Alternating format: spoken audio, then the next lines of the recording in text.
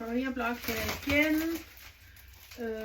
Jeg har i dag modtaget en masse malerier, som har været på et galleri.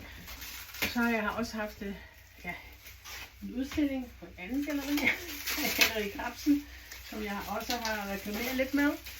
Og jeg skal sådan set kigge på, hvad det er, jeg har fået hjem. Fordi noget af det har været væk en del tid. Så jeg skal jo kigge på, at noget, som jeg skal arbejde videre med, eller ikke. Det er jo sådan, at når tingene kommer hjem igen, så skal man jo egentlig lade det være, eller arbejde videre med det. Og det kan godt være svært nogle gange at helt forstå, hvorfor det kommer retur.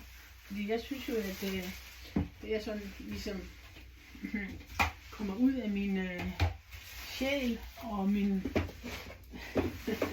hånd er jo helt unikke, men selvfølgelig er det jo noget, det er individuelt. Så nogle gange skal man jo også se det i en anden perspektiv, som kan være ganske svært, fordi vi er individualister og tænker på forskellige vis. Så det kan godt være svært nogle gange. Nu ved jeg godt, du sidder her og står og taler med ryggen til. Det er selvfølgelig ikke særlig pænt, men jeg vil jo gerne bare lige vise jer en af mine malerier, som jeg har fået retur. Jeg ved ikke rigtig, om man måske skulle flytte kameraet en lille smule. Sådan der, så man bedre kan se det. Jeg har jo malet det for ligesom jeg har kaldt den jer her. Og det jeg mener med det er, at det har en funktion, det her maleri. For det første skal man finde rodet i maleriet. Og det kan godt virke, som om der er lidt rodet i det, men jeg kan godt se, at det har været ude mange gange, fordi det er blevet slået lidt her og der. Og det kan næsten ikke undgås. Også når man pakker ind i de her plastik, det suger sig fast ind til malingen. Og så når man prøver at gøre det galante og tage det af, det kan ikke lade sig gøre.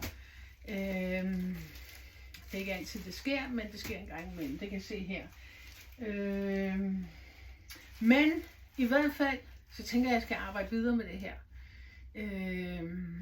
Og det jeg egentlig var ved at forklare før med, at man skulle kigge på maleriet og finde dybde i det og roet i det. Og så har jeg jo lavet nogle moment i maleriet, så man ligesom kan fordybe sig lidt i det. Og en af dem, den her lille prik, som er egentlig den, jeg kalder jeg er her. Fordi det er den, man ligesom skal komme tilbage til, når man har vandret lidt rundt i maleriet. Kom tilbage til punktet, og så uddybe det endnu en gang. Kom tilbage til punktet, hvad har man fået ud af det. Det er kun en lille del af maleriet. Men ellers så arbejder jeg er jo abstrakt maler, så men naturen er min inspiration på alle måder. Og jeg vil sige, at jeg også maler i, hvad kan man sige, forbillede, mellembillede og baggrunden, undskyld. Og det vil jo så sige, at jeg har en vis dybde i billedet.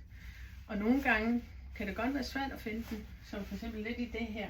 Fordi det er en anden motiv, jeg har taget. Det er ikke decideret det der landskabsfornemmelse med himlen heroppe og så noget hernede, som kan minde om naturen. Men ved du hvad? Eller ved I hvad? Nu har jeg snakket i 4 minutter og 7 sekunder. Og jeg tænker, at det er mere end rigeligt den her gang. Jeg vil bare godt lige vise jer, at jeg stadigvæk er her. Og prøve at få noget nyt frem.